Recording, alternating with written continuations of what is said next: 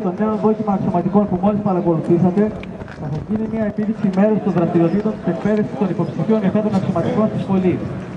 Ξεκινώντας με το πρώτο αντικείμενο της επίδειξης, θα παρακολουθήσετε την εκτέλεση ασκήσεων πυκνής τάξης και ακτικής ανακριβίας.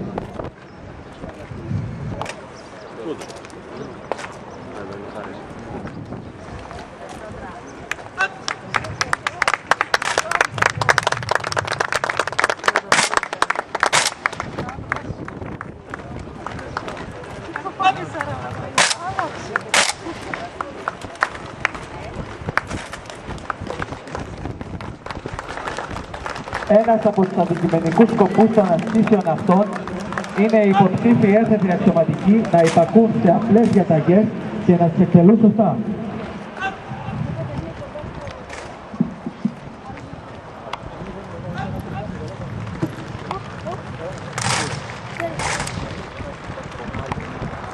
Στη συγκεκριμένη επίδειξη δίδεται ιδιαίτερη βαρύτητα στη διαδοχική εκτέλεση των ασκήσεων και στον ακριβή συντονισμό μεταξύ των ανδρών.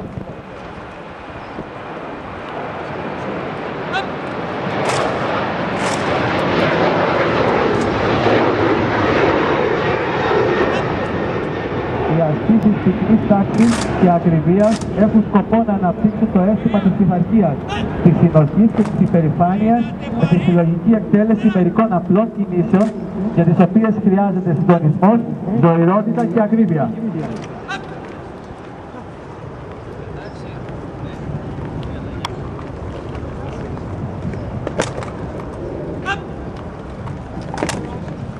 Εκτελούνται τόσο εν στάση όσο και εν κινήσει.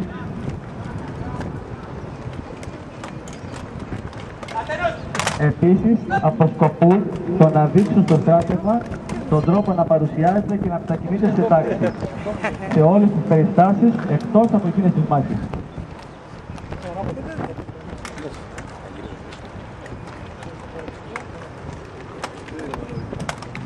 Έχει χαμηλά το καπέλο.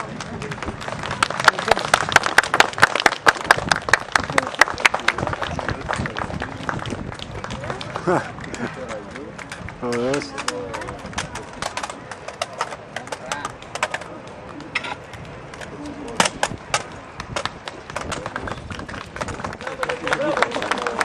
Η δημιουργία είναι το μικρότερο τμήμα του παιδικού που μπορεί να ελήφθεται, δηλαδή να συνδυάζει τη δράση περιστατώσεων με διαφορετική εντολή του καθένα για την επίτευξη όμως ενός και του αυτού σκοπού.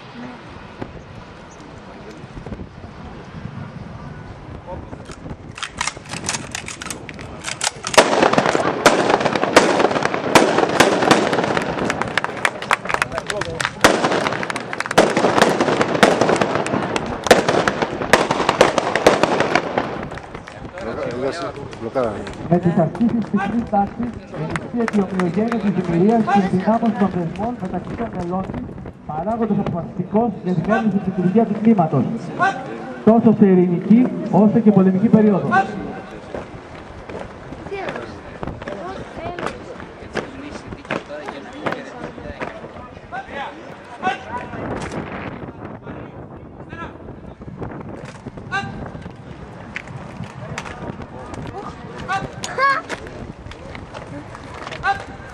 Ξέρω.